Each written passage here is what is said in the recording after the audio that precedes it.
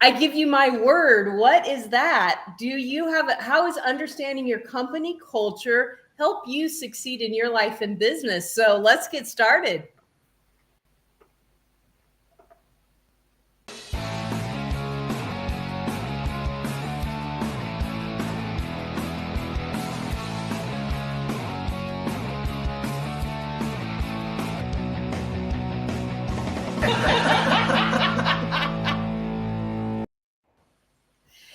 I am so excited about today for a couple of reasons. One, I get to hang out with Bob, and you guys know how much Bob and I love to talk. And second, I get to meet a new friend. So RJ's with us today. So I'm going to let you guys get to know how cool my co stars are. But first, don't forget, we want you to interact. So leave your questions, leave your comments. And if you have a great question and we have time, we're going to pop that up so that you can see the question and we'll answer that. All right, let's get started. All right, Bob, I'm going to put you on the hot seat first. Why are you passionate about helping people's brand reputation through company culture using your zone of genius? Well, that was a mouthful, wasn't it? I know. That's what I thought. Well, somebody close to me and somebody who's on this podcast right now told me not long ago that I made them look good. Right? With some copy that I wrote for them. And for me, that's what it's all about. That's what I'm passionate about, helping you look good, because I like helping people help people. So I'm in the business of helping people to help their people. But I think I've digressed from the question. I always do this, Peggy. You take that question off the screen and I forget what you asked me. There it is. So through company culture, using your zone of genius. So my zone of genius is copywriting. It's selling with words. It's using that persuasive language, persuasive techniques to help people make decisions with buying, and hopefully make the decision with whoever I'm working with. And that's going to boost brand reputation. Really, you want to start with the brand reputation with what's the word I'm looking for? I've forgotten the word I'm looking for. Can I pass to RJ? And come back to me in a second. Absolutely, RJ, you're on the hot seat now. How do you use your zone of genius, and what are you passionate about doing? I am so passionate about, I work with coaches mainly. I'm so passionate about helping them build their brand, their personality. Because here's the thing. You can Google business coaches right now and get about 22 million results. Uh, and nobody Googles for coaches anyway. It's, hey, this person really helped me. You should get her name, get that kind of thing going on. So for me, it's helping people stand out from the crowd by using what is unique to their personality. Most often, it's what they're passionate about. It's what they love about their chosen career, and helping people craft that into visual statements, written statements, little adventures for their clients. That's what I love to do, because there's no better way to stand out. Everything else is a flash in the pan. Okay, everything else, your personality, though, your passion is always going to be with you. So why not use that to the utmost? I love it. I love it. So, anybody that's ever seen me or listened to me before knows that I am very passionate about everything I do. If I do something, I'm going to do it with a ton of passion. And I think that, our topic is company culture and keeping our word and policies and all of that. And I believe that the reason that I'm so passionate about this is I've watched so many talented professionals fall in this one area because they don't understand how easy it is to just write it down, like just write it down. And then they have that bar where they can keep, their business and everything safe and themselves safe. So showing people how easy it really is to do that. But I'm not going to let Bob off the hook, because my dad My dad saw the copy that he wrote for me and he goes, "Wow, Peggy, I didn't know you could write like that." And I was like, "Yeah, I paid someone. I can't." He was, for the first time in 52 years, all I wanted is my dad to say he was proud of me. And the first time it was Bob. My dad is proud of you, Bob. Say thank you to your dad for me. And I remember what I was going to say now. I got my brain in gear. Sorry. So when you said the word reputation in there, it got me thinking from that persuasive technique thing that's just the way my brain works. It was authority and credibility. It starts with those kind of areas there. And you can probably agree with this, Peggy, but I gave you authority and I gave you credibility throughout that sales page. That's what made you look good. That's where you can give your word and say, I can help you with this, and here's why. And a lot of people don't know how to find that within themselves, how to show that about themselves. Some people don't like bragging about themselves. I know I don't. But when you, like you did, you got somebody else to do it for you, it made you look good, right? But it does mean that you can fall back on that sales page now and go, do you know what? Yeah, I can offer that. I can say this. So it's all about building our authority and credibility. And you do that through testimonials more than anything else. Just start with testimonials and use the words your customers say, like I did at the very beginning. See, this is where I was coming back down to, Peggy. Like I did at the beginning of the thing that I was saying. Use the words your customers use. Peggy said I made it look good. That was how I started this answer to that question. Absolutely. And I think that's key. And a lot of us that are in service industries or coaching industries or whatever that is, our goal is to make our clients look good. And that's something to be passionate about. Oh, hey, Corey. Monetize your passion. Yes, exactly. Because why, like, we didn't become entrepreneurs. We didn't become self-employed to like hate our lives, right? We did this because we're passionate about what we do and we want to be able to live an amazing life doing the things we love. All right, time to get motivated. All right, why is understanding your company's policies critical for thriving in life and business? All right, RJ, you got this one. Okay, will you put that question up again so that I may meditate on the contents? Absolutely, absolutely.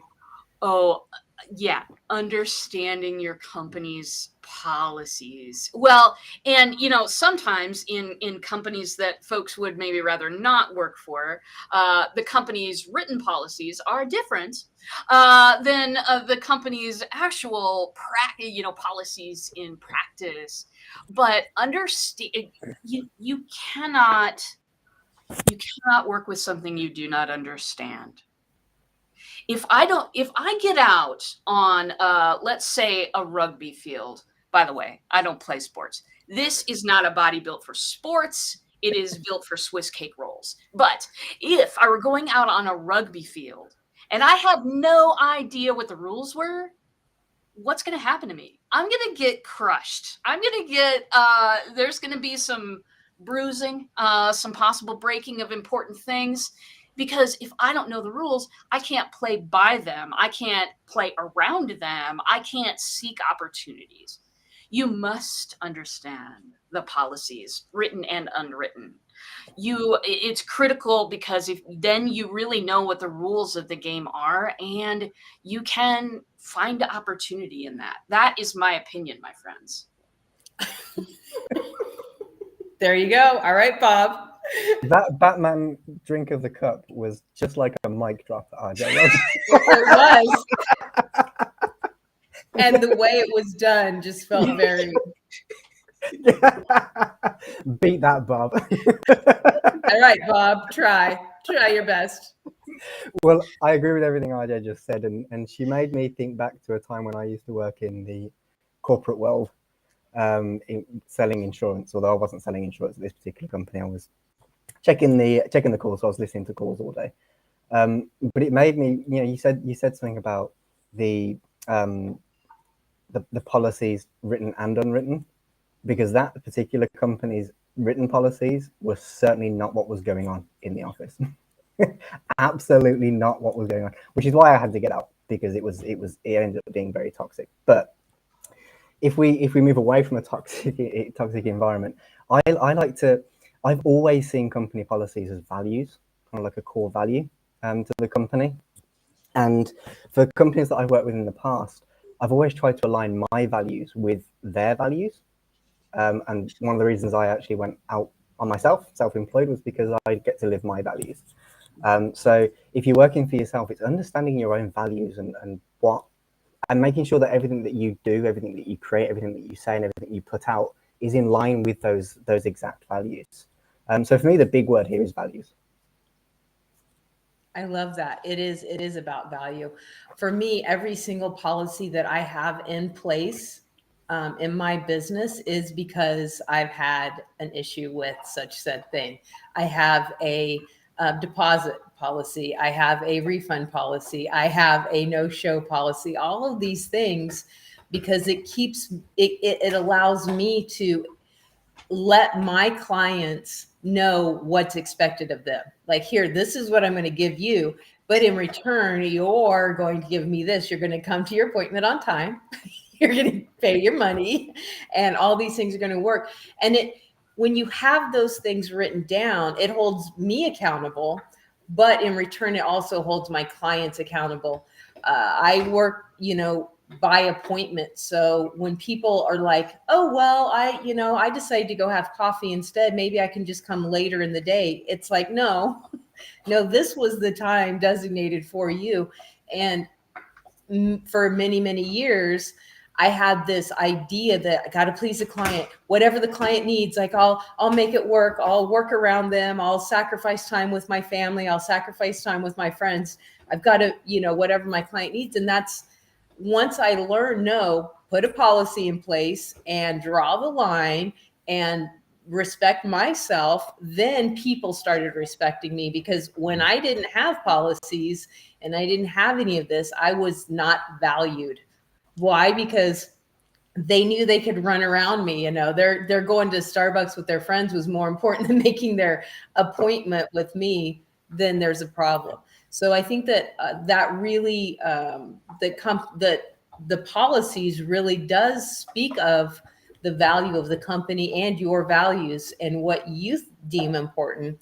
And when you live by that, I think it really helps your business move forward. All right. I've learned something very similar, Peggy, as well, because I'll say this line because this is what sticks with me, but there's a fine line between being flexible and pleasing your customer. It's a very fine line. I love being flexible and I'm always flexible. So you could say one of my policies or one of my values is flexibility, but there's a fine line between being flexible and, as you think, the words you use, being walked all over, being taken advantage of. So having those boundaries is very important. Absolutely. And Corey's on fire today. I'm so glad Corey's here. Corey is awesome. All right. Your time and boundaries are so important. And they are. I mean, it's easy to not prioritize those. And then you get taken advantage of. And then you feel bitter. And then you have this underlying bitterness. And that's not helping your clients at all, because low key, you're pissed off. You're like, the third time you've rescheduled. Rah, rah, rah. So yeah, it's a real thing. All right, we're going to stay inspired because my producer is putting new words up, which is my cue to stop chatting. Okay, how have you experienced poor company policy in the past, and how did you overcome it? I think we've already answered that. We quit and started our own business, but let's be more specific.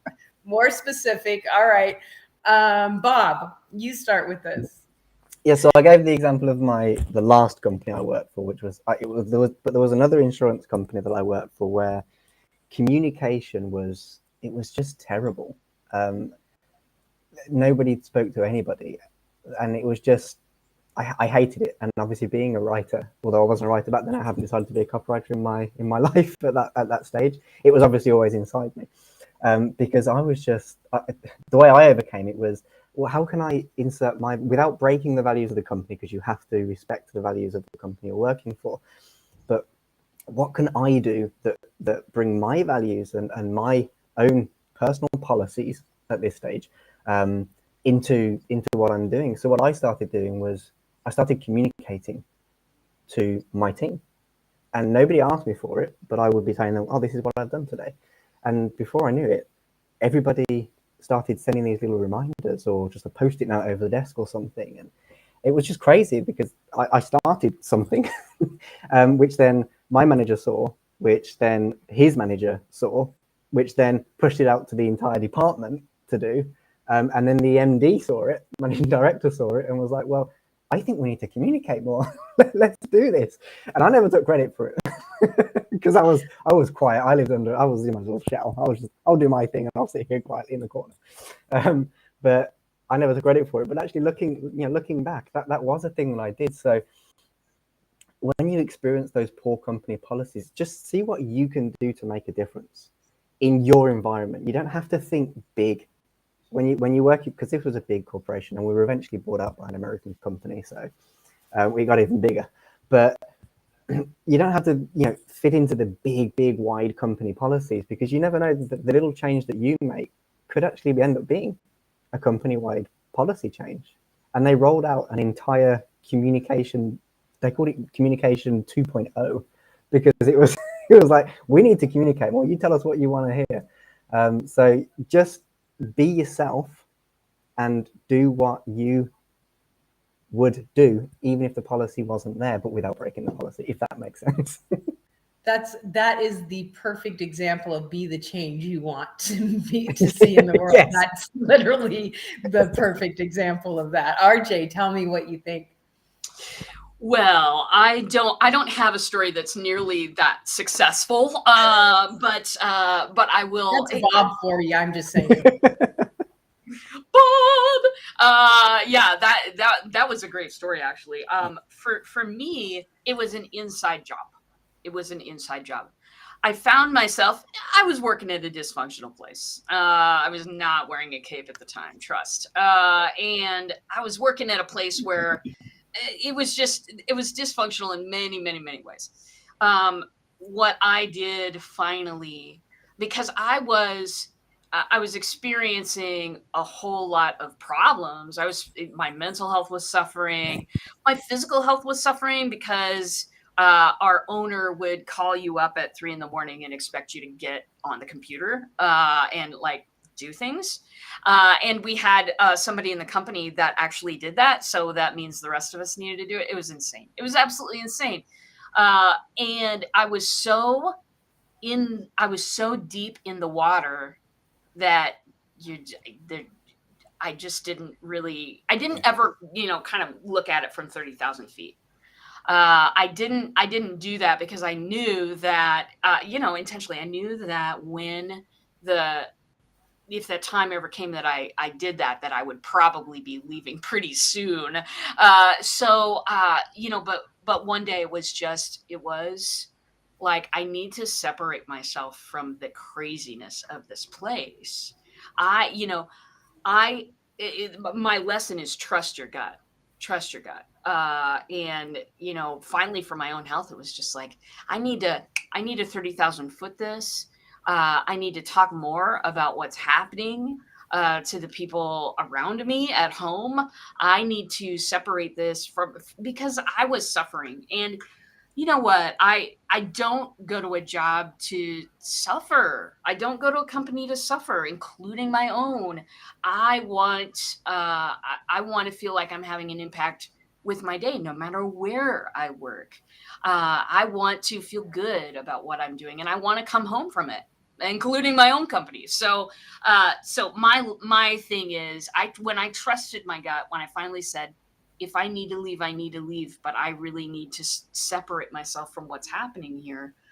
That was what finally tripped the trigger for me and started a launch into, of course, entrepreneurship. So that is what I know about that. I love it. So I have a little different experience than most people. My parents were self-employed. I've always been self-employed. So the only toxic work environments that I've been involved in are ones that I've created for myself.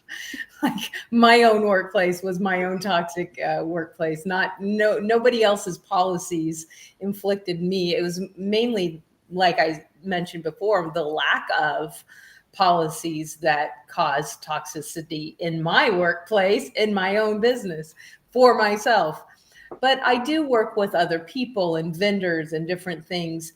And I feel like that whenever there are things going on that just don't make sense, and I'm dyslexic, so I probably look at things, the world, a little differently than some people.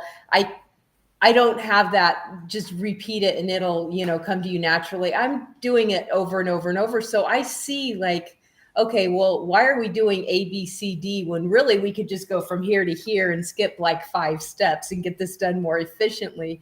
So when it comes to things like that, and you're working with a vendor or somebody that's just absolutely solid on following the steps, and in my brain, I'm like, these steps are dumb and they're wasting my time, then that goes back to what Bob was saying. And you got to communicate that. You've got to be able to communicate. So I think that would be the best way that I could experience, something like that, was communication and building the policy and sticking to it, making the policy for the best of you and for the best of your clients. We're moving right along today. This is fun. All right. Now, who should we ask for help when we are trying to improve our company culture? Who should we ask for help? Who wants to go first? This is just open air right now. So who would you ask for? I think for me in the past, when I have needed help to kind of improve company culture, I always enlist my teammates first. I go there first because it's like, okay, because you don't want to take a request to outside of your team, even your boss, without fully understanding what's going on. And so really collecting input, collecting, what other people are feeling. It may be different than you. And collecting different solutions. And then, as I always enroll my team members first, it's critical. That's just the way that I work on that type of stuff. I like it. All right, Bob. Can I take a completely different direction? Absolutely. That's the whole point of the show. Can we derail the train? See where we end up. So based on what you just said, you got me thinking about customer experience, Peggy, and how your company policies do affect customer experience. And as a copywriter, when I'm working on someone's website or on a sales page, I'm also thinking about customer experience. Like once upon a time, a few years ago, I actually considered calling myself a user experience copywriter until I realized that was actually a thing and that's not what I specialize in, right? Because I focus so much on user experience, but it's about making it as easy as possible for your customers, right? So put it away a little bit, be a bit more in the entrepreneurial world instead of back when I was in the company world. It's now more about just, as I say, making it as easy as possible for your customers. And the best way to do that is to ask them. So many people don't ask for testimonials or for any feedback. What did I do bad? What did I do wrong? What did I do? What did you really, really love? Because then you know what to improve and what to keep doing more of.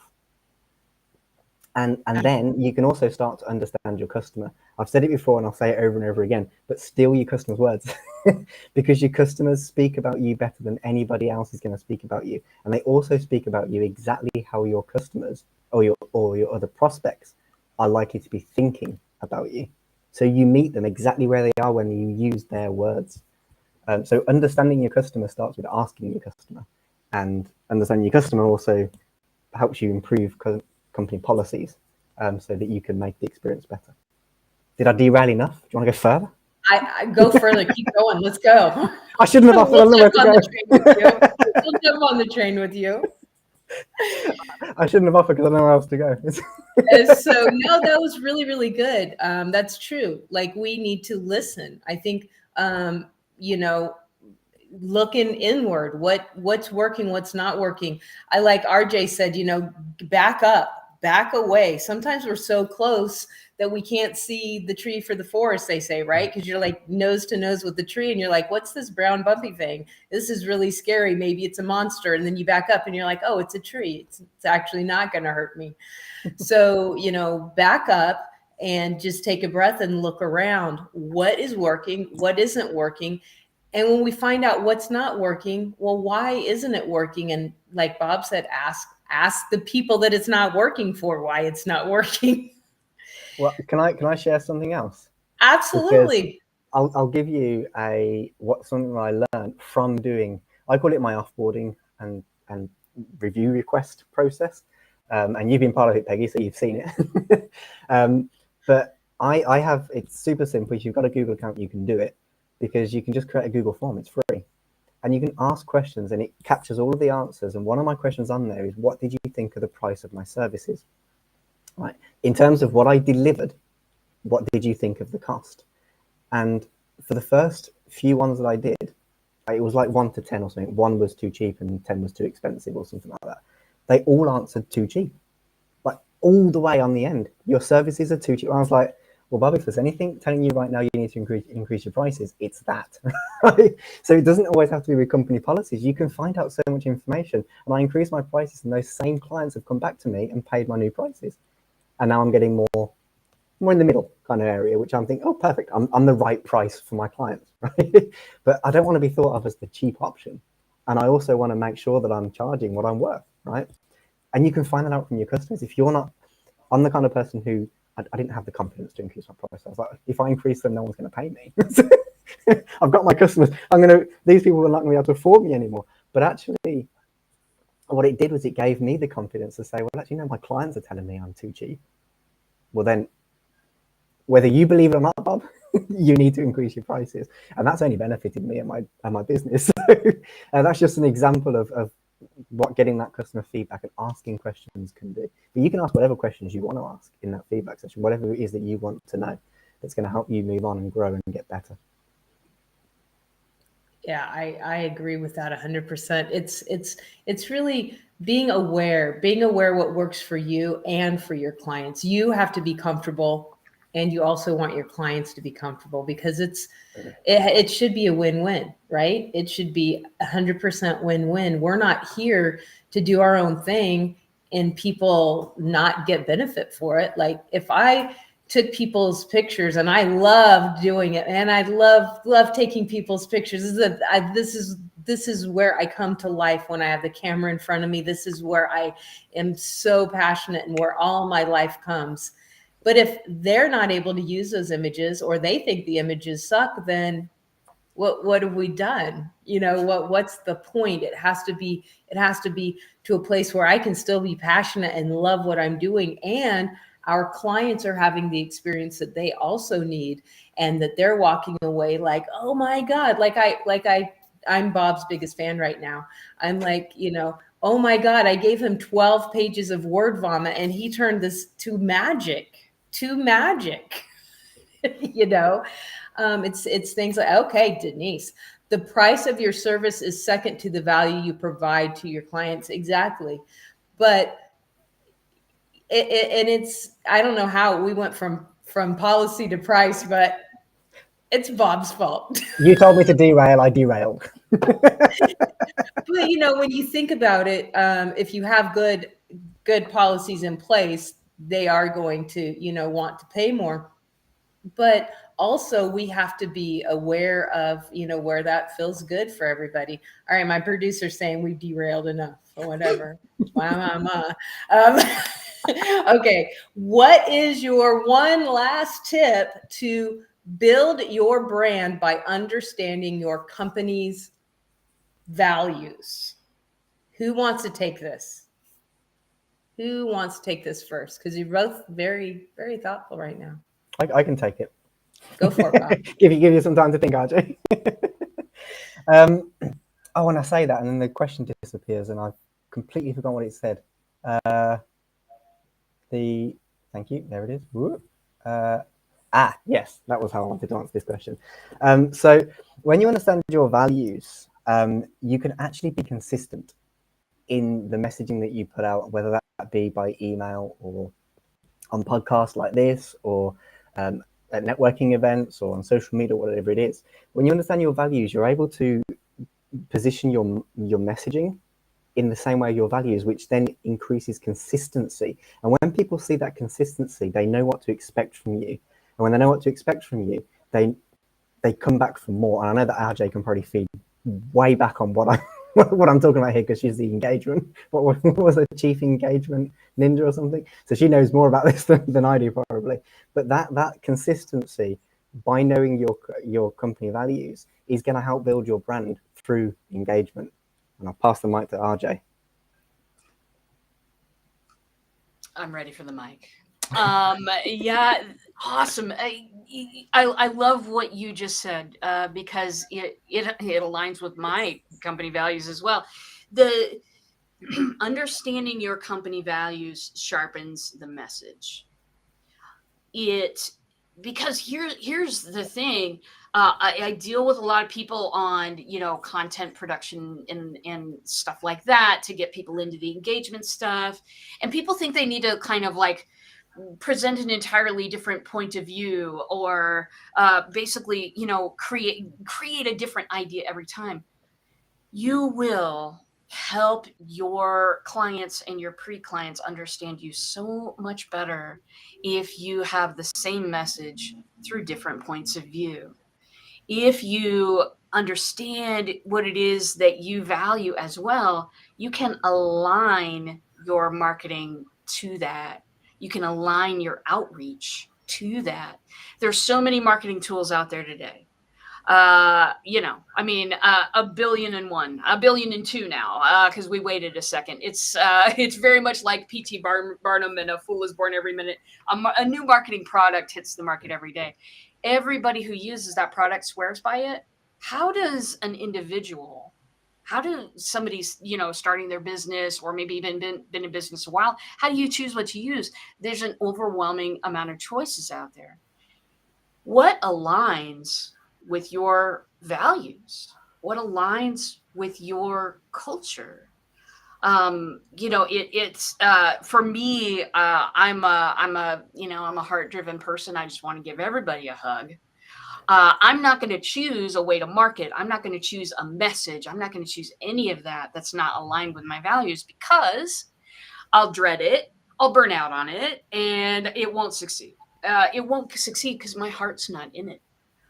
So I would say that your company values, that represents you, online, offline, with your clients, everywhere that you go. And it should sharpen what you have to say and how you represent yourself. That's what I know. I'm going to lift up the Batman mug again. Oh, we missed it. There you go.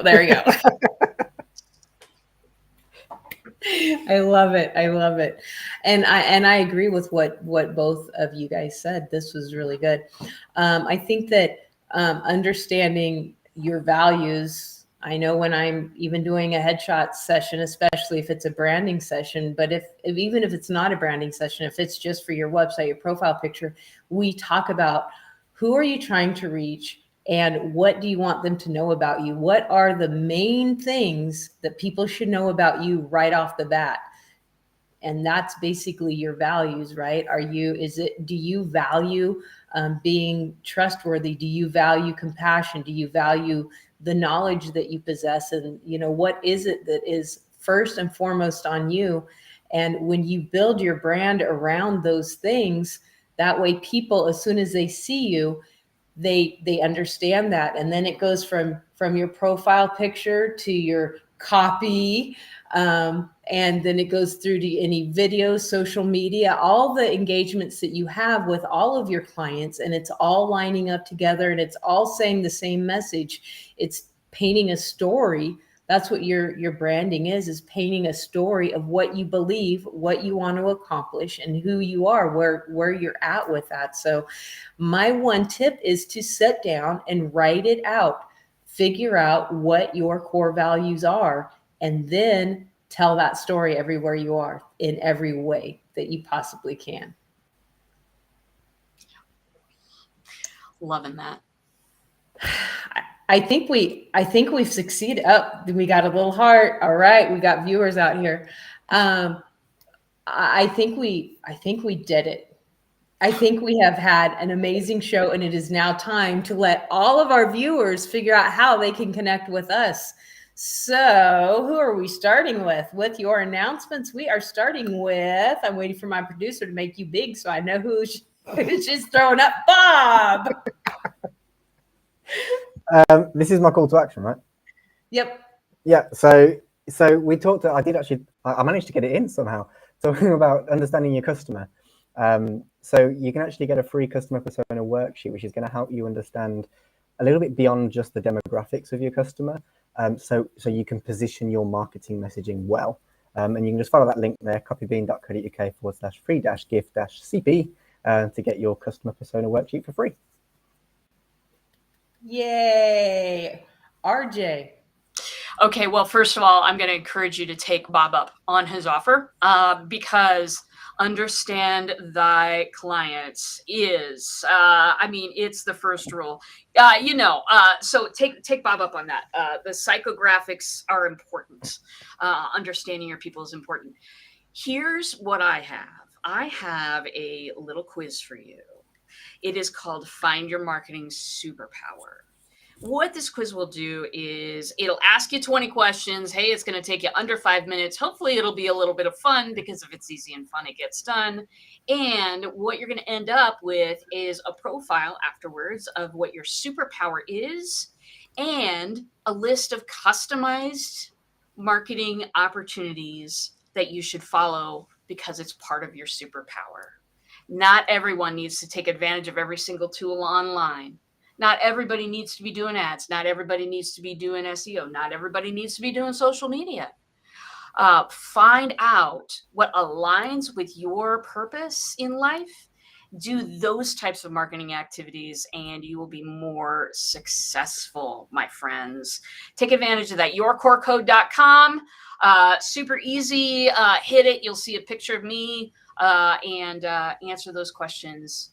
And take advantage of that because I would love to know what you think. Yay.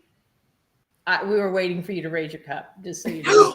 We're all just sitting here like, this is how you sign off. This is from now on, every time you're on the show, this will be how you sign off. Okay, I'm in. I am in. So my call to action is once you have talked to Bob and once you have taken RJ's quiz, then I want you to book a call with me for a free consultation. And I'm going to help you navigate that and tell you how you can incorporate those things into your images, into your headshots, into your branding images that you're using wherever you discovered you need to be marketing, and use it with the words that you found while working with Bob. So that is your assignment. Once you've talked to these two, book a call. Just headshotstrategist.com, book a call with me, and I can't wait to talk to you. Now let's talk about the community announcements.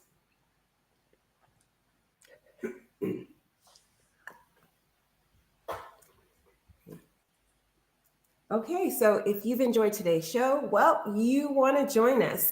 Join us every single week, Wednesday at 9 a.m. or Thursday at 2 p.m. Pacific time.